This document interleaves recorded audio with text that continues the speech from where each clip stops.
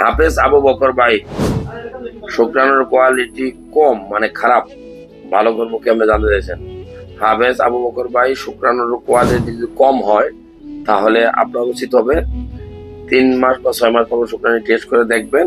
আর পাশাপাশি মাল্টিভিটামিন খেতে পারেন সকাল বিকাল, জিঙ্ক ট্যাবলেট খেতে পারেন সকাল বিকাল, আপনি অ্যাস্ট্রাজেনজেন ক্যাপসুল খেতে পারেন সকাল বিকাল।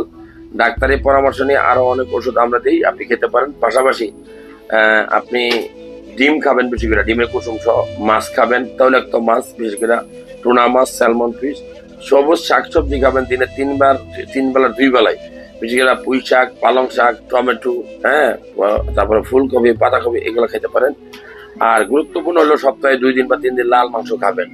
এছাড়া আপনি বিচি জাতীয় খাবার যেমন আপনার কাঠবাদাম, পেস্তা বাদাম, সূর্যমুখী ফুলের বিচি, হ্যাঁ, মিষ্টি কুমড়ার বিচি, এগুলা বেশি বেশি খাবেন।